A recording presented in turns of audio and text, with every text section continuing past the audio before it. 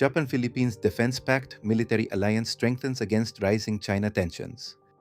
On Thursday, January 15th, Japan and the Philippines formalized a landmark military agreement that marks another step in the strategic encirclement of Chinese assertiveness in East and Southeast Asia.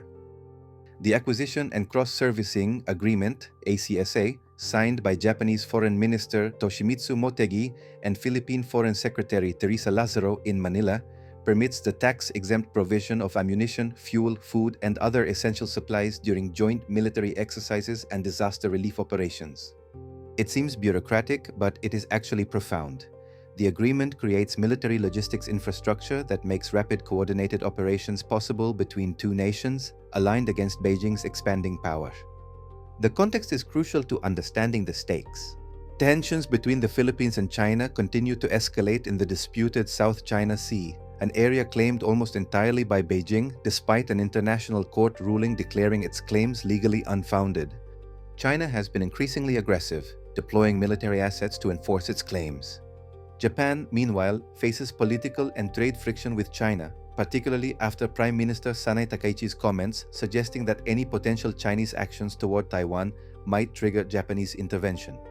Both nations face territorial disputes with Beijing, the Philippines in the South China Sea, Japan in the East China Sea over the Senkaku Islands. Japan unveiled an additional security assistance package of $6 million, approximately 2.53 billion yen or 930 million Philippine pesos, aimed at constructing facilities for rigid-hulled inflatable boats donated by Japan, intended to enhance the Philippines' naval capabilities. This equipment directly supports maritime domain awareness and surveillance capabilities that counterbalance Chinese naval presence. It was practical security support wrapped in economic aid language. The agreement follows Japan's first reciprocal military pact with an Asian nation, the Reciprocal Access Agreement signed in 2024, which took effect in September 2026. That agreement allows the deployment of military forces from one country to the territory of the other for joint training and live-fire drills. The ACSA, announced as following up on the 2024 pact, represents the next layer of integration. Motegi's statement at the signing explicitly addressed China without naming it.